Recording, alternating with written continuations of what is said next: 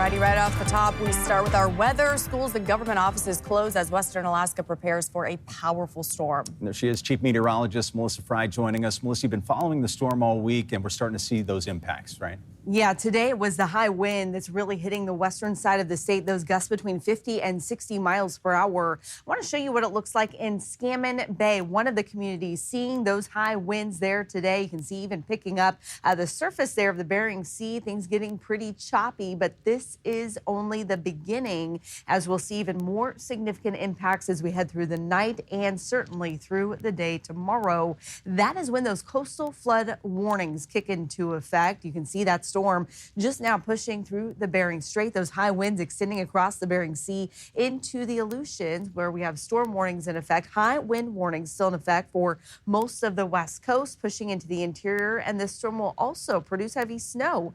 That is for the Dalton Highway through the Brooks Range. Those peak wind gusts so far today, you can see between 50 and 60 miles per hour from the Aleutians there into the Bering Strait region to Bethel at 56 miles per hour. Strong winds even now reaching Kotzebue, but again, we're going to see a second round of those high winds for the western side of the state as we head into tomorrow. All of these areas you see here highlighted in red, showing where those gusts will be over 40 miles per hour through the day tomorrow. It does start to taper off in the second half of the day, but again, that is when we'll start to see the impacts of that flooding. Again, that storm surge pushing inland. So now is really the time to be prepared. Prepare your property for that potential flooding.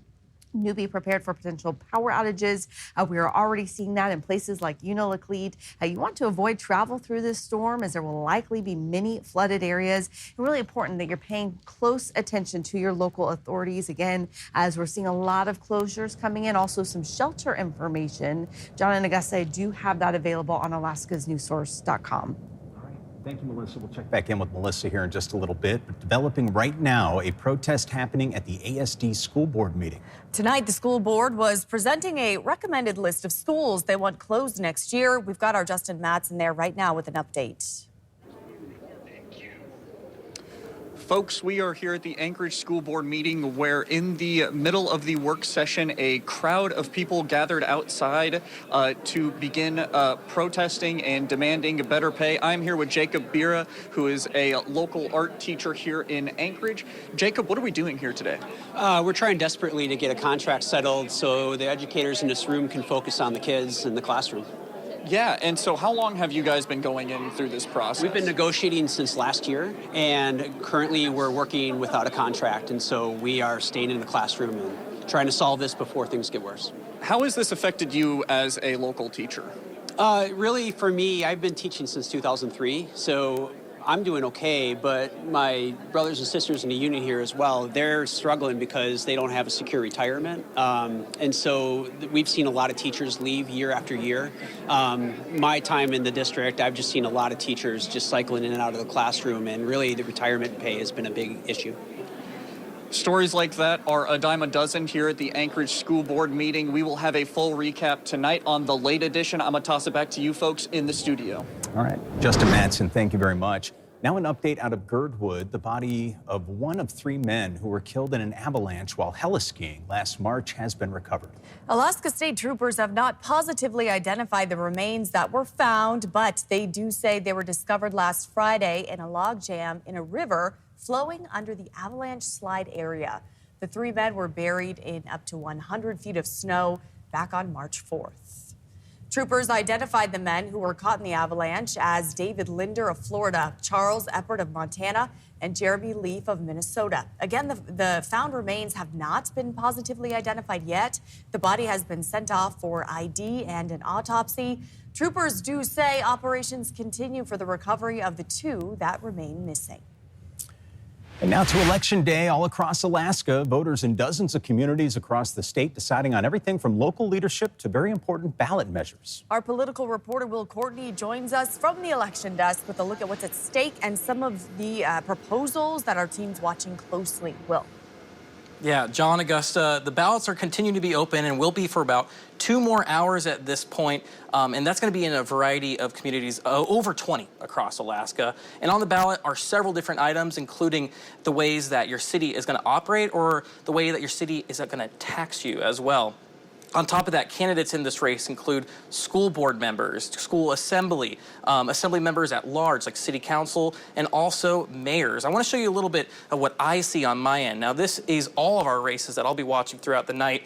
You can see a variety of them right now. You'll notice that a lot of what you're seeing right now, 0. That's because most of these polls are going to close at 8 p.m. tonight. So let's go into a little bit more about these races right now. We're watching, keeping a close eye on several of them, including the Fairbanks, Ketchikan, Kenai, Palmer, Kodiak, Skagway, and Utqiagvik. In Kenai, it's a 2-person race between former Vice Mayor Henry Nackstedt and current City Councilor Alexander Dothit. And let's take you over to a little bit of a video from Palmer, where the mayoral race there, one to keep an eye on because 5 candidates, 4 of whom are current city councilors battling for that position. And then we're also watching key ballot proposals in communities like Haines, the Kenai Peninsula, Ketchikan, Juneau, Sitka, and Skagway. A lot on the ballot tonight across the state. And several of these are focused on taxes, either alleviating, imposing, or striking them. So we'll be here at the election desk all night to track the results as they come in. Make sure you stay tuned and sign up for our news app as well, where you'll get push updates on when the results come out as well. John, Augusta. All right, Will, thank you so much. And again, we've got our election results online. Go ahead, Cassie, what's the next story on deck for us? Yeah. We might just take...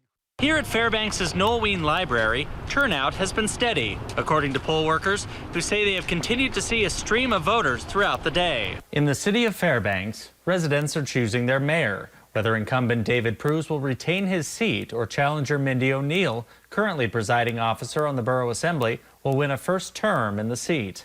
Pruse's re-election campaign is focused on improvements to Fairbanks' downtown and creative budget solutions. Part of his record, a controversial online post in April about Alaska Native visitors in Fairbanks' downtown, which some interpreted as discriminatory, and the mayor later apologized for. We will see if that makes a difference to voters. Meanwhile, O'Neill has focused on pay for first responders and more housing in Fairbanks. Her opponents say as an assembly member, she's been irresponsible with spending after the assembly called for a special election last year to vote on an increase to the tax cap, a measure which failed by more than 2 to 1. We'll wait and see if these issues affect either candidate's chances. Meanwhile, residents are also voting for seats on the Fairbanks City Council, the Borough Assembly, and the school board. I'll be here to keep you updated throughout the night. From the interior, Alex Bengal, Alaska's news source. And more from Alex on the late edition. But a woman's video of an Immigrations and Customs Enforcement arrest on Friday climbed over 70,000 views on Facebook just a couple days. Augusta, one of our investigators, what did you find out about that video? So I was sent the link to this video over the weekend. John, it shows officers arresting a man in a northeast Anchorage neighborhood. This is one of the first videos that we've seen in Anchorage of an ICE arrest, which of course we've seen lots of those sorts of videos from the lower 48. But an ICE spokesman told me there were actually 2 men arrested last Friday morning. Here's a look at that video. The woman who took this, Jessica Sanagak Ulrich, told me she was disturbed by what she saw. She had called these contractors to come work on her house and walked outside to find that they were being arrested. I did talk to an immigration attorney in Anchorage. He reviewed the video and he told me it looks like this arrest was conducted properly. Both of the men were detained under administrative arrest warrants, according to ICE. They're both now in the Tacoma Detention Center, awaiting deportation. All right, I know you worked on this quite a bit today. We've got more on the story online, and we'll have more tonight on the late edition. All righty, and if you have a future idea, you can also reach out to myself and our investigative team at the options you see there on your screen. Do it. Great people. Well, something you may notice, people in Anchorage wearing glitter to show support for a lost friend. As late last week, local climber Balin Miller fell from El Capitan in Yosemite Nation Park, losing his life. And this week, we're seeing a moving response from the Alaska climbing community that involves glitter, which is something friends of Miller say he sometimes wore on his face. The Alaska Rock Gym is somewhere that Miller worked. It was also a place where he spent many hours climbing. The place now holds a memoriam put together by the climbing community. They say this is in an effort to show their love and support. Balin inspired a lot of people. I think that he inspired people to be brave and to be themselves, and that climbing can be what you make of it, that it's like a very creative, artistic sport. And I think that he also just ended up making community wherever he went. It always turned into like a group outing, climbing with Balin, and he would just kind of bring people in left and right. Now, the memoriam included flowers given by an anonymous donor. There was a poem written by one of the Alaska Rock Gym staff, and of course, plenty of glitter. The gym does encourage people to stop by, put some glitter on, and carry Balin Miller's light forward. Thanks for listening. Click subscribe so you can get the latest podcast from Alaska's news source automatically. And stay up to date with breaking news and in-depth reporting available for free 24/7 with the Alaska's news source app.